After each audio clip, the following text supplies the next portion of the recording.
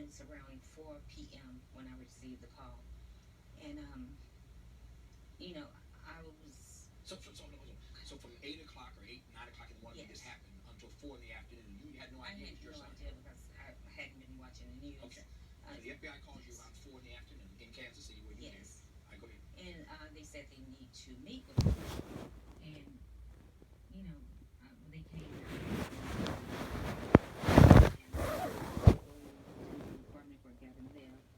And I escorted them there. I rode there with them actually, and gave them permission to go in and, you know, investigate. Because if I was a parent and one of my children was gunned down, I would expect that somebody would participate and, and want to get to the bottom of this. So that all happened. I spent the entire day with the FBI. Whatever, I don't know if anything else that they would have found, because Gavin was not a violent person. He was totally anti-violent. Um, I can tell you definitely this. Since Gavin, let me go back to when Gavin was in the third grade. Gavin's third grade teacher wrote across his grade card, Gavin has a keen sense of justice. And that's what he... His third grade teacher yes. wrote across his paper. What now? His grade card. Gavin has a keen sense of justice. In the third grade? Yes. Yeah. And he practiced that in his life, all of his life.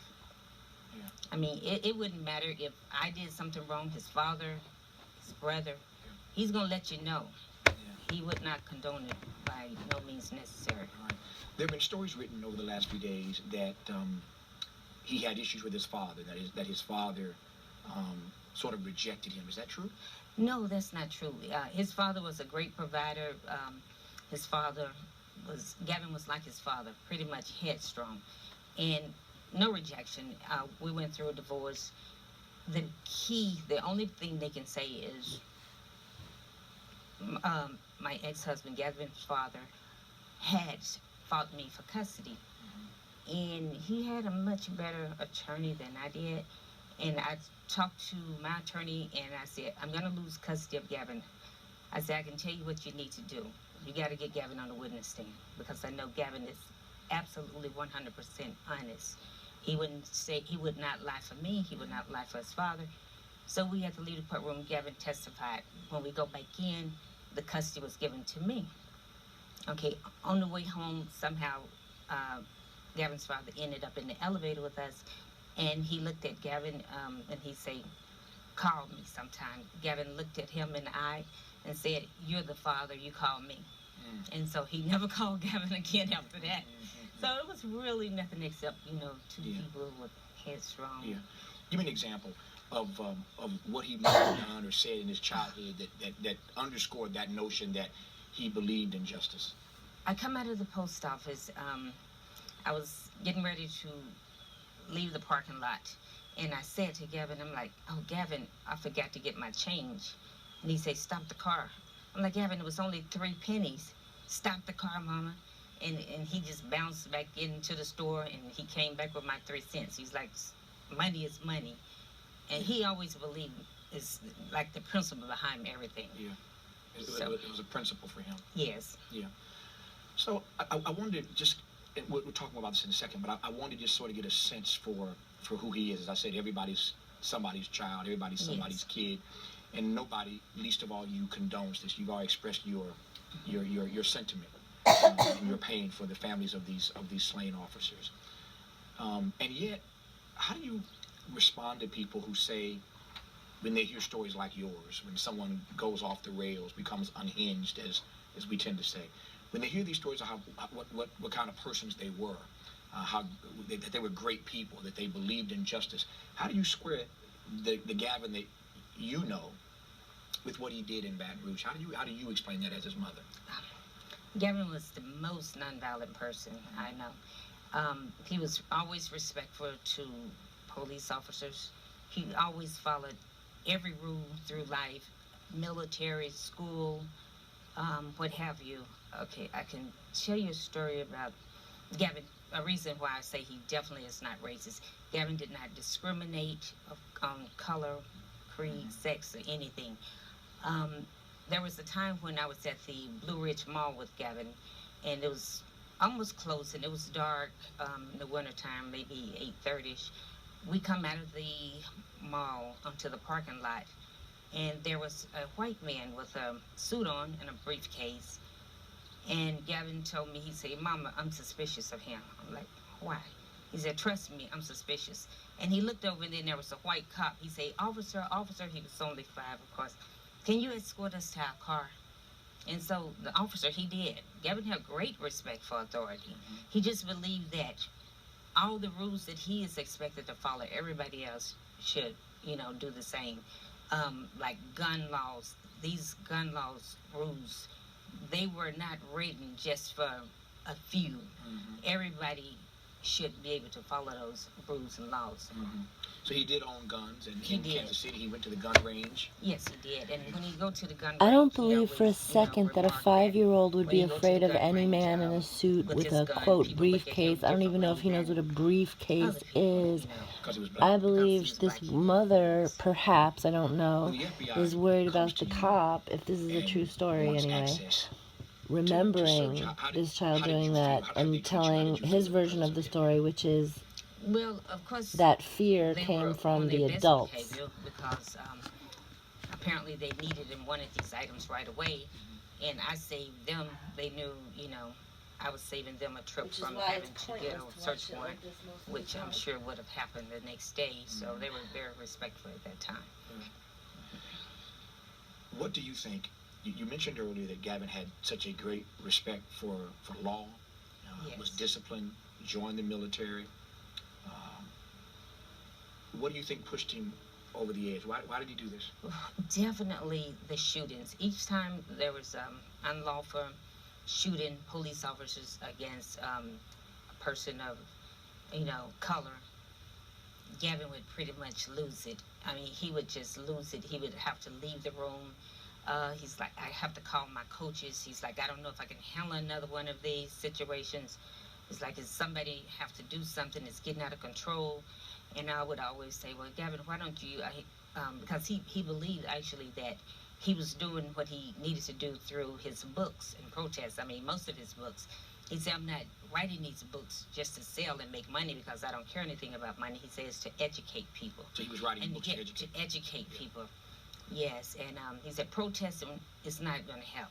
He said they've been protesting forever. It's like people just going to sit down and go back to business as usual after they get done marching. It's like it's not going to change anything. When you said that he would lose it whenever he saw these killings, whether it was Alton Sterling in Baton Rouge or Philando Castile in Minnesota, when he would lose it, how would he act? How would he behave? What do you mean by his losing it? He would just get upset, and he would start doing more intense research, such as the Minnesota case. I know I don't really watch the news much myself, and he was explaining to me. He's like, "Listen," he's like, "there was 148 shootings in Minnesota. Not one cop got every cop. Nobody was vindicated. They all got off. In other words." Everybody was in So that kind of devastated him. He did a lot of research. Did you ever? I'm sure the FBI asked you this question in a variety of different ways. Did you ever sense, as he was getting angrier and angrier about these police killings, did you ever sense that he might do anything like what he did? Well, I did talk to Gavin about PTSD, post-traumatic stress syndrome, and Gavin told me that he went to the VA to get help. He was turned away. They said that you don't have post-traumatic stress syndrome because you did not fight combat. And I urged him to go back because I noticed after each shooting, he would just get more intense. And I just realized with the last shooting that I just put 2 and 2 together, that every time there's a shooting, Gavin leave and go out on a book sale. And he just leave, and he always seemed to go to the place where the shootings were. And I didn't think of that until the last shooting happened. But you never expected that he's going to these places would lead him to do what he did in Baton Rouge? Definitely not, because, each time he would come back, he would complete. He would come back and he would write new information, send out emails, texts, Should you just say information? and so far, and then go back to his writing. Yeah. And definitely expected him to come back this time. Yeah. So back to this PTSD. He serves 5 years in the military, as we Exactly. know. Doesn't see combat, but he's in the military. He sees all of this going on as a member of the military. When he comes back, you obviously must have seen something that suggested to you that he was troubled. You're in the medical profession. Never saw combat. So you're a nurse, number one. But he This is saw your this son, stuff. What does number that two. mean? Yes. So tell me what you were seeing that gave you reason to believe that he was troubled. Well, Gavin spoke several times about being followed by She really just said CIA. followed. Maybe somebody's trying to follow him. Somebody's trying to stop him from progress and from educating people. Is that what he was doing? And I So thought that was strange. He never talked like that before. So he thought he was being followed? He did. He thought he was being watched? So you sensed a bit of paranoia. Is that fair to say that? Exactly. Yeah. And I found out later, after he come back, he left and went to Africa for a couple of years. And after he come back from Africa, he was still saying, well, I tried to leave and go to Africa, but, you know, it's still happening. They followed me over there. So he thought they had followed him and were watching him even in Africa. Of course. Yeah. So you brought this Even in document for me, in Africa. addition to these other items you brought. You brought this document that I want to put up on the screen. There's been so much reporting of late about PTSD, and particularly related to Gavin Long, and whether or not, in fact, he had PTSD. That has not been confirmed by the Department of Veterans Affairs. They've not released data because of medical privacy laws. But his mother, Ms. Woodley, has brought a letter from the Department of Veterans Affairs that I want to put up on the screen for you to see. On the first side of the letter, you'll see the official letterhead and documentation from the Department of Veterans Affairs addressed to Gavin Long at his address in Kansas City where he lived. On the back side of that document, I want to read the following, as you can see on the screen. This is what the VA sent to Gavin Long. Here's the line I want to bring your attention to. We determined that the following conditions were not related to your military service, so service connection could not be granted. You'll see on the screen there those medical descriptions, and there are 4 categories. The last line of the medical conditions that he will not be treated for. In other words, we're not going to do anything about this. Last line, post-traumatic stress disorder. Didn't you say there Now, was if I no read combat? this document correctly, it seems to me that the VA is acknowledging that he has PTSD, but they're denying him treatment for it. That's the way I read this. Is that how you read this? Yes. They stated bluntly, based on the fact that you did not do comeback. Right. But he was right there on the comeback field, even though he was in a trailer working on electronics. It was shooting and all around him all the time. Right. So how, as a mother, I mean, again, this is not, you said so many times already, this is not about making excuses. It's about trying to understand. Isn't it, though? How did you process that the VA says to your son, if I'm reading this correctly, we determined that the following conditions were not related, which suggests to me that they're acknowledging the condition exists. But again, because they don't think it was related to his service, because he didn't see combat, for whatever reason, What a waste of they time. know What a he has disappointment PTSD you as a are. military vet, Fuck and they're you. denying him treatment. How do you process that as his mother? Since I have a minute Well, left, according what to the hell? Gavin, another reason he didn't keep going back to the VA, pursuing it, is like they do not care about anything except the 1%. It's like, I'm not going to keep running back The there. 1%. It's like, and he said the 1%, they only care about money and banks. It's like, you can forget it. They're not going to do anything. They don't ever do anything. Gavin, again, was the type. He cared deeply for veterans. He ride around on his bike, talking to veterans, feeding did he care veterans. deeply?